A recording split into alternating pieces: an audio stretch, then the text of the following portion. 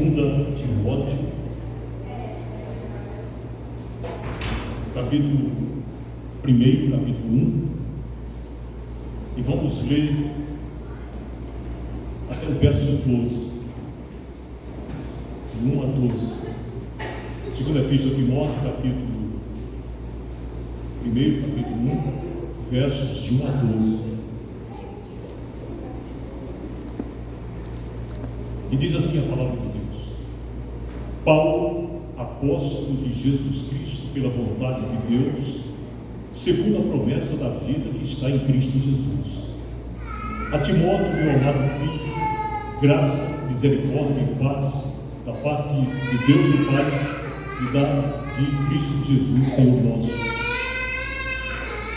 Verso 3: Dou graças a Deus, a quem desde os meus antepassados sirvo com uma consciência pura, de que sem cessar faço memória de ti nas minhas orações noite e dia, desejando muito ver-te, lembrando-me das tuas lágrimas para me encher de gozo, trazendo à memória a fé não fingida e há em ti, a qual habitou primeiro em tua avó Lóide e em tua mãe Eunice, e estou certo que também habita em ti. Por cujo motivo te lembro que despertes o dom de Deus que existe em ti pela imposição das minhas mãos. Porque Deus não nos deu o espírito de temor, mas de fortaleza e de amor e de moderação. Portanto, não te envergonhes do testemunho de nosso Senhor, nem de mim, que sou seu prisioneiro. Antes participa das aflições do Evangelho segundo o poder de Deus, que nos salvou e chamou com uma santa vocação, não segundo as nossas obras, mas segundo o seu próprio propósito e graça que nos foi dada em Cristo Jesus antes dos tempos eternos, e que se manifesta agora pela aparição do nosso Senhor Jesus Cristo, o qual aboliu a morte e trouxe à luz a vida e a incorrupção pelo Evangelho, para o qual fui constituído pregador, apóstolo e mestre dos gentios, por cuja causa padeço também isto, mas não me envergonho, porque eu sei quem tem crido e estou certo de que é poderoso para guardar o meu depósito até o dia final. Até o verso 12, que Deus aplique no nosso coração a porção livre de sua santa palavra. O apóstolo Paulo, eu tenho dito aqui sempre, é a maior figura do Evangelho na terra depois de Cristo. Não é o apóstolo Pedro, mas é o apóstolo Paulo. Ele é o escritor da maioria das cartas do Novo Testamento. E entre as cartas gerais que ele escreveu aos Romanos, aos Coríntios, aos Tessalonicenses, aos Filipenses, aos Gálatas, aos Efésios, o apóstolo Paulo escreveu 2 epístolas pastorais dirigidas a um pastor. E essas epístolas pastorais, não só a Timóteo, mas também a um outro pastor, que é a epístola a Tito, elas não foram meramente para o benefício de 2 homens, no caso Timóteo e Tito, e sim para que os ministros do Evangelho tivessem instruções regulamentadoras sobre como se deveria agir à frente de uma igreja ou à frente de uma igreja local.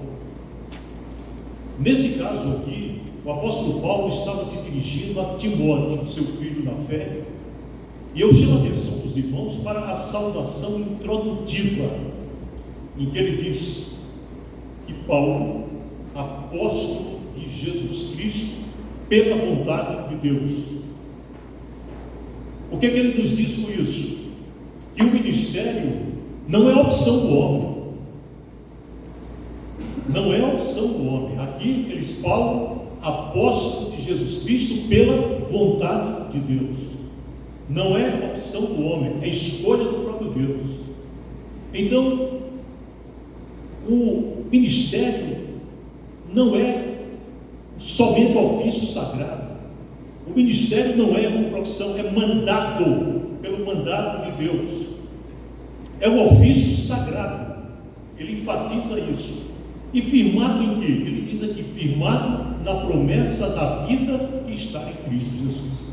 É nesse diapasão, é dentro dessa dimensão que nós precisamos encarar o ministério. Infelizmente, o padrão de ministério atual não é um padrão tão elevado. Muitos não têm do ministério uma visão das alturas, mas para o apóstolo Paulo era mandato de Deus, firmado na promessa da vida em Cristo Jesus. Ele também enfatiza aqui na Epístola a Timóteo, começando o capítulo 1, que o exercício do ministério implica numa coisa chamada coragem. A coragem que tiveram os profetas, que nada obstante toda a oposição, eles podiam dizer, assim diz o Senhor, porque eles estavam condicionados para assim dizer. E o apóstolo Paulo aqui, no início, ele diz que essa coragem vem em função de que Deus não nos deu, ele diz a Timóteo, espírito de covardia, mas espírito de poder, de amor e de moderação. Então é isso que acontece no introito da epístola aos Efésios. Mas ele enfatiza também que não é fácil o ministério. Quando ele diz, apresentando-as em 1 Timóteo, os requisitos para o ministério, ele diz que deve ser um homem especial, marido de uma só mulher, hospitaleiro, um homem que não é dado ao vinho. Então é um homem especial, esse homem que aspira o episcopado, mas não é uma tarefa fácil. Ele diz que o ministro deve ser sóbrio em tudo, sofrer as aflições, fazer a obra de um evangelista e cumprir cabalmente o seu ministério. Meus irmãos, só uma pessoa chamada por Deus é capaz de preencher esses requisitos e capaz de cumprir a sua missão. É um desafio permanente o exercício do ministério pastoral, porque ele terá que enfrentar lutas, que são lutas internas e lutas externas. Lutas internas pela tendência pecaminosa da natureza humana, e lutas externas pela oposição dos hereges, daqueles que são utilizados pelo inimigo para complicar a vida do ministro.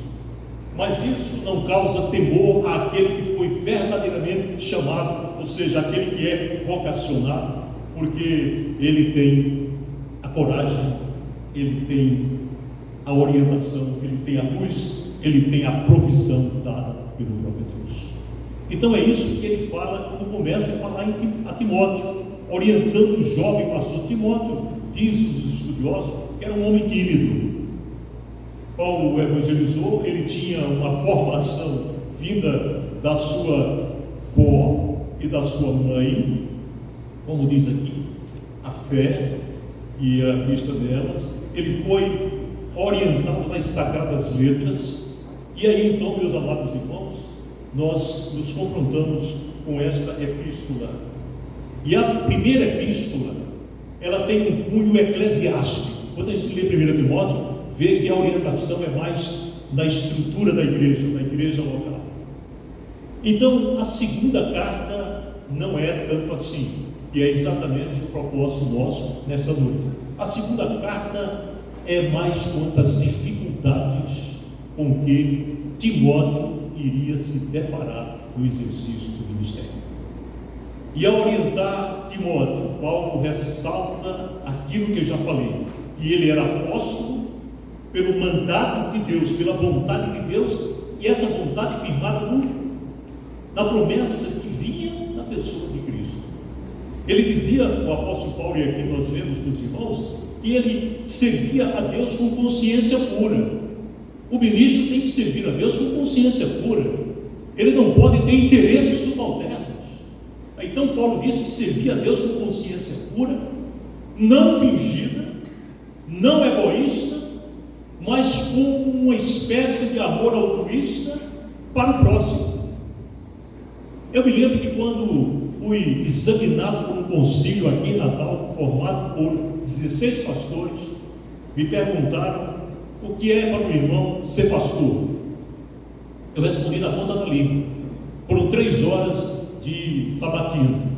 Ser pastor é uma pessoa com a capacidade de se importar. A filosofia de vida do pastor é basicamente altruísta. Ele não pode vivenciar a filosofia do egoísmo, e aquilo que é dele, é dele. Ele tem que vivenciar a filosofia do altruísmo, amor altruísta, voltado para o próximo. É assim que entendia o apóstolo Paulo. E ele exorta Timóteo a permanecer nos retos caminhos que ele havia recebido de ensino da sua mãe e da sua avó, para que não se deixasse levar por situações adversas, porque ele lembra, Timóteo, que Deus não nos deu o espírito de temor, mas de fortaleza, de amor e de moderação. Então, era necessário que Timóteo entendesse uma coisa, e é necessário que nós entendamos na vida cristã uma coisa.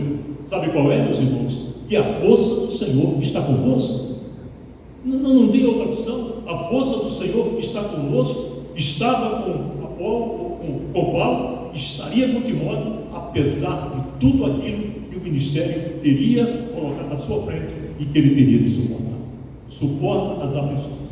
Então aqui Paulo prepara o coração de Timóteo para entender as aflições, para entender as perseguições, para entender as dores que ele, Paulo, havia sofrido no ministério e que eram consequência de que Paulo havia sido constituído pregador, apóstolo e mestre, como ele diz aqui, dos gentios.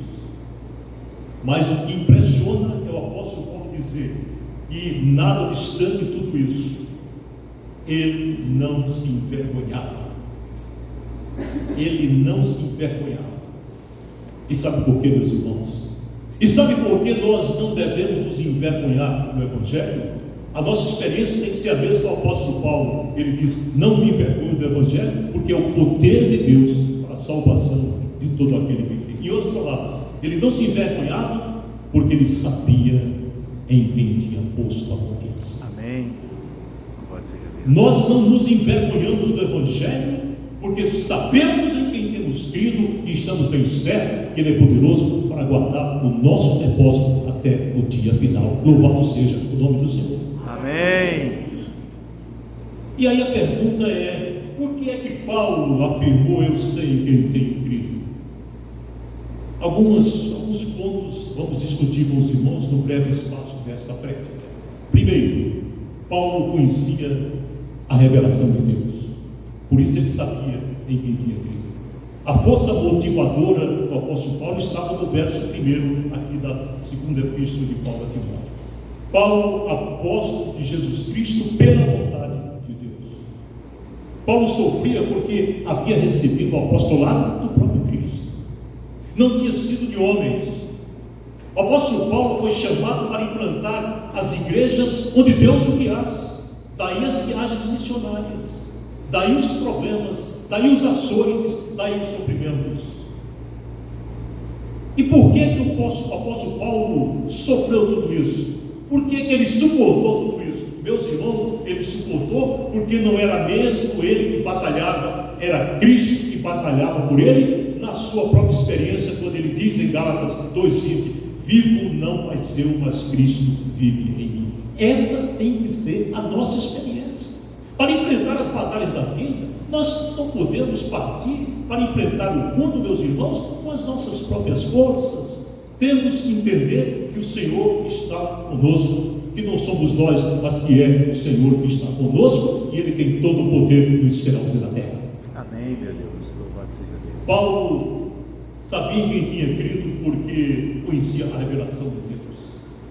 Ele conhecia a revelação de Deus e sabia que não fosse pelo Senhor, ele não iria a lugar nenhum. Fica certo uma coisa: não fosse o Senhor, nós não iríamos para lugar nenhum. Estaríamos irremediavelmente perdidos. Já teríamos abandonado a fé. Não fosse o Senhor que nos sustentasse, certamente que muitos aqui já teriam abandonado a fé. Tudo na vida do apóstolo Paulo era guiado por Deus. E Deus era o grande motivo do apóstolo Paulo.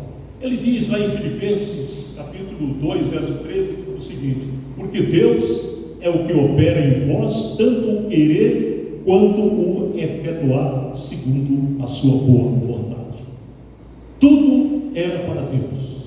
E o apóstolo Paulo, aos Romanos, ele diz uma coisa que nós precisamos internalizar na nossa experiência. Ele diz: porque dele e por ele e por meio dele são todas as coisas. Glória, pois, a ele eternamente. Amém. Paulo prosseguia para o alvo, prosseguia para o prêmio da soberana vocação de Deus em Cristo Jesus, porque ele sabia em quem tinha depositado a sua confiança. Meus amados irmãos, Paulo conhecia a revelação de Deus, primeiro ponto. Mas antes, segundo, Paulo conhecia o Evangelho. É imperioso conhecer o Evangelho, como Cristo conhece as ovelhas. Vamos para o Evangelho de João, capítulo 10. Então é imperioso conhecer o Evangelho como Cristo conhece as ovelhas. Capítulo 10 do Evangelho de João, nós vamos encontrar o relato de Cristo nos versículos de 1 a 5. Ele diz: na verdade vos digo que aquele que não entra pela porta no curral das ovelhas, mas sobe por outra parte, é ladrão e salteador. Aquele, porém, que entra pela porta é o pastor das ovelhas. A este o porteiro abre, e as ovelhas ouvem a sua voz, e chama pelo nome as suas ovelhas e as traz para fora. E quando tira para fora as suas ovelhas, vai adiante delas, e as ovelhas o seguem porque conhecem a sua voz. Mas de modo algum seguirão o estranho, antes fugirão dele, porque não conhecem a voz dos estranhos. É imperioso conhecer o Evangelho como Cristo conhece as ovelhas.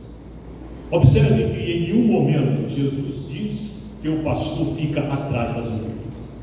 Ele não diz isso.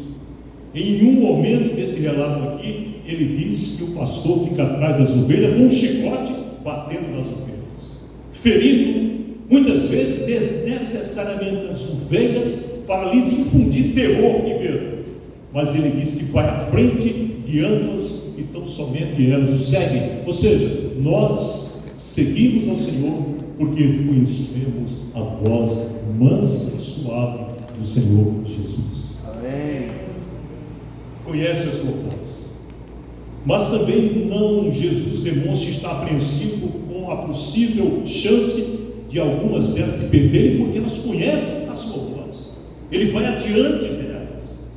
As ovelhas do Senhor sempre ouvirão a voz do bom pastor, ainda que durante o tempo de sua peregrinação existam assaltos, fome, nudez, ventos contrários, raios, terremotos, qualquer outra coisa que eles possam tentar a se desviar do caminho, do reto caminho. Vai lembrar de Davi que disse: estando o Senhor à minha direita, nunca vacilarei. As ovelhas do Senhor, seguindo o bom pastor, não vacilarão, porque elas estão no caminho que leva aos céus.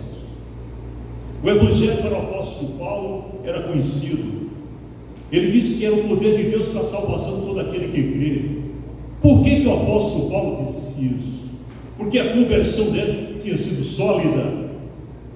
Ele conhecia o Evangelho, ele entendia o conhecimento da verdade de Cristo, e isso era imprescindível para a vitória. Conhecer a verdade de Cristo é imprescindível para a nossa vitória. E porque conhecia o Evangelho, ele podia dizer, como disse em Efésios 4:1: rogo-vos, pois eu, o preso do Senhor, que andeis como é digno da vocação a que fostes chamados. E ainda ele diz em Romanos 8:9: vós, porém, não estáis na carne, mas no Espírito, se é que o Espírito de Deus habita em vós. Mas se alguém não tem o Espírito de Cristo, esse tal não é dele. Meus amados irmãos, temos que entender a realidade de que o Evangelho tem que ser conhecido. Paulo conhecia o Evangelho. Ele sabia quem tinha crido, porque ele recebera a revelação do próprio Deus, mas ele conhecia o Evangelho. Nós precisamos conhecer o Evangelho, entender que no meio do rebanho, no meio da plantação, nós temos ervas daninhas. Não pode haver agora podagem que e haverá no final, porque o joio, ele cresce junto com o trigo, mas o Senhor conhece os seus. Ele sabe quem é joio e ele sabe quem é trigo. O apóstolo Paulo tinha em mente a palavra do Senhor através do profeta Oséias, no capítulo 6. Porque eu quero misericórdia e não sacrifício, e o conhecimento de Deus mais do que os holocaustos. Então o apóstolo Paulo conhecia a revelação de Deus, a revelação que ia ser direta para ele. Ele conhecia o Evangelho e, em terceiro lugar, ele confiava na promessa de vida. Paulo confiava na promessa da vida eterna. Por isso ele podia viver e seguir a sua jornada. E ele diz aqui: pois vivia segundo a promessa da vida que está em Cristo. Meus irmãos, quantos de nós vivem na promessa que está em Cristo? Quantos de nós podem ter a experiência como ele teve de dizer: para mim o viver é Cristo?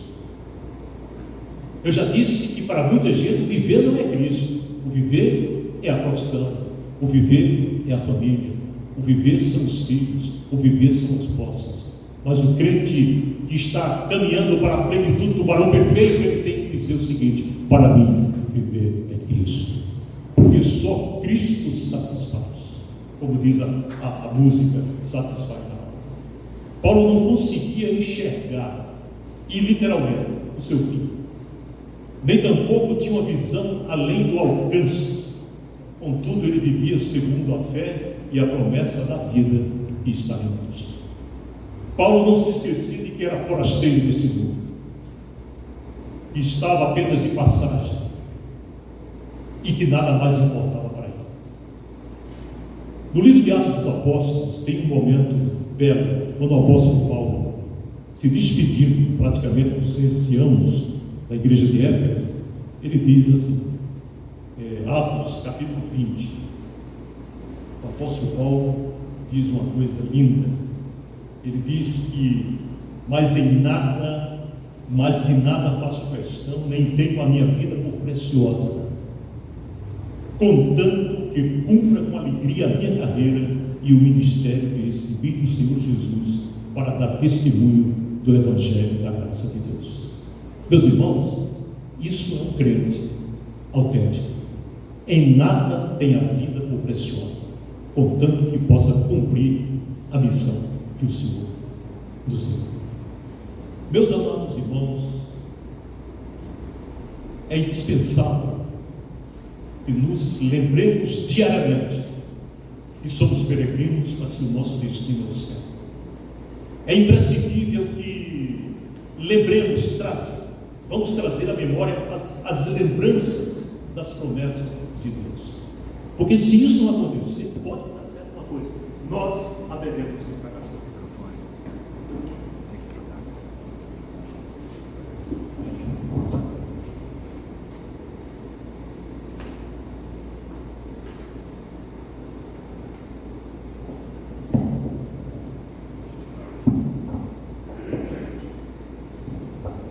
Se assim não for, nós haveremos de fracassar, com certeza absoluta. O apóstolo Paulo não pensava em morte. Aqui na Epístola de Timóteo, já no final, porque é uma epístola de despedida, ele disse o seguinte: eu estou sendo oferecido como libação sobre o sacrifício, e o tempo da minha partida está próximo. Em outro momento, numa epístola, ele disse que estava em luta, estava em um drama. Ele queria partir e estar com Cristo, mas a responsabilidade com as igrejas fazia com que ele ficasse. Então ele fala: a minha partida está próxima. Para ele não existia morte, separação, era partida. Meus irmãos queridos, o jardim precisa constantemente de cuidado para que não se introduzam nele ervas daninhas, pestes. Dessa forma é necessário que no homem, o homem de Deus, examine-se a si mesmo a cada dia, para que veja se não cresce no seu coração alguma semente maligna. porque enganoso é o coração e desesperadamente mau. Que possamos refletir sobre em quem nós temos crido. Que possamos, meus amados irmãos, estar conscientes de quem é Ele em si mesmo e o que significa isso em nossas vidas. Que o Espírito Santo de Deus nos guie junto à nossa consciência e nos mostre o fato de termos vivido uma vida segundo o seu propósito. Que cada um nesta noite saia aqui com a seguinte pergunta: será que eu sei ou tenho sabido em quem tenho crido? Que a Igreja Batista do Alecrim reflita como indivíduos e como igreja sobre a realidade da fé. A fé que uma vez foi dada aos santos, a fé que é a vitória que vence o mundo, e esta fé que nos levou ao Evangelho, e esta mesma fé pela qual vislumbramos que um dia haveremos de partir e estar com o Senhor para toda a eternidade. Que Ele nos abençoe. Amém. Vamos cantar o hino 447 do Hinário do Culto Cristão, que é exatamente o hino que fala sobre a mensagem: eu sei em quem tenho crido.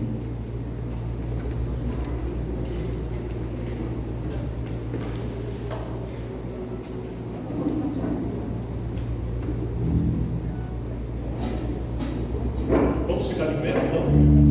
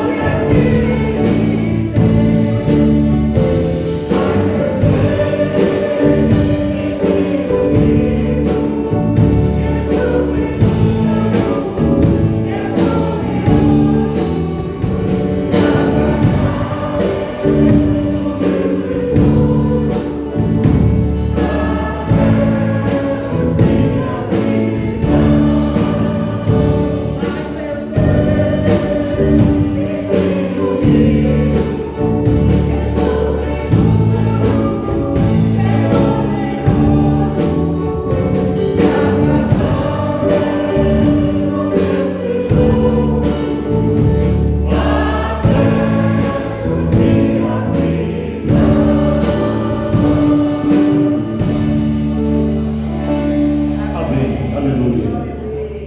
Vamos todos dizer em uníssono: eu sei em quem tenho crido. Eu sei em quem tenho crido. Amém. Recebi a bênção. A graça do nosso Senhor e Salvador Jesus Cristo, o amor de Deus, o nosso eterno Pai, o poder, a comunhão e as doces consolações do Espírito Santo repousem sobre vós, irmãos, e convosco permaneçam, desde agora e para todo sempre. Amém. Amém.